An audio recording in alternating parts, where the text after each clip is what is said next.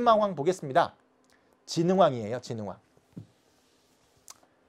지증왕, 버풍왕, 진흥왕. 왕이 3명 나오는데 만약에 저보고 이 3명 중에서 한 명만 내라고 하면은요. 진흥왕을 낼 겁니다. 그만큼 문제 내기가 좋은 왕들이에요. 좋은 왕입니다. 보겠습니다. 첫 번째, 제도를 정비했다고 하는데요. 신라에 청소년, 원시 청소년 조직이 있었습니다. 화랑이라는 세력이 있고 화랑을 따르는 낭도로 구성된 게 있었거든요. 그게 무엇이냐면 화랑도라는 겁니다. 화랑도라는 조직이 있는데 이거를 국가조직으로 재편을 한 겁니다. 국가조직으로 재편했던 것. 그게 화랑도가 되겠습니다. 그러니 화랑도를 국가에서 이제 이용할 수가 있게 된 거죠. 황룡사를 창건한 것도 역시 진흥왕 때입니다. 핵심은 지금부터예요. 이 파트입니다. 영토확장이요. 고구려, 백제, 신라 전부 다 무엇을 하고 싶냐면요. 한강 유역을 차지하고 싶어요. 왜냐하면 그 지역이 교통에 유리할 뿐만 아니라 특히 중국과의 교류가 가능하죠.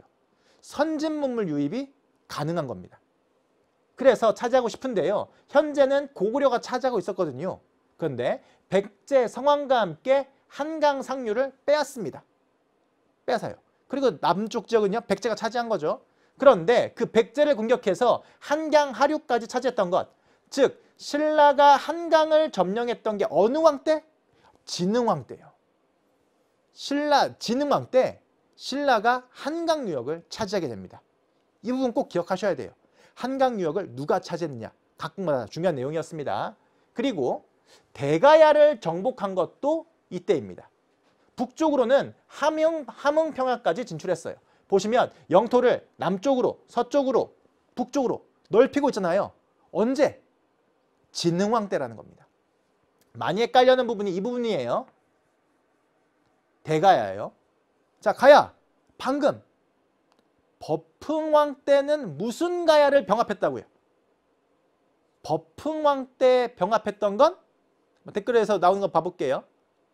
버풍왕 때 병합했던 것은요.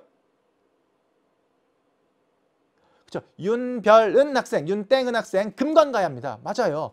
버풍왕은 금관가야였습니다. 진흥왕은요. 대가야예요. 대가야. 그래서 제가 이렇게 해요. 금관가야는 버풍왕, 대가야는 진흥왕 해서요. 금법대진, 금법대진 이렇게 좀 외워두시면 헷갈리는 게 좀 더 덜할 겁니다. 금법대진, 금관가야는 버풍왕, 대가야는 진흥왕. 헷갈려내기 좋은 겁니다. 금법대진 기억해 주시고요. 자, 그러면 이 영토를 다 확장했잖아요. 이 땅이 내 땅이다 하고서 한번 돌아봐야 되겠지요. 임금이, 황제가 자신이 다스리고 있는 지역을 돌아보는 행위를 무엇이라 하느냐? 순수라고 합니다. 가서 여기까지가 내 땅이네 라고서는 기념비를 세우는 겁니다. 그것을 무엇이라고 하느냐? 순수비라고 하거든요. 순수한 다음에 세운 겁니다. 순수비예요. 순수비 4개거든요. 마운영비, 황초령비, 북한상비, 창령비 이 4개의 순수비를 세웁니다. 그 중에 보세요. 북한산비. 북한산 혹시 어딘지 아세요? 북한산이 서울 쪽에 있거든요. 서울 북쪽 지역에 있어요. 자, 서울에 있는 북한산에 비석을 세웠네요.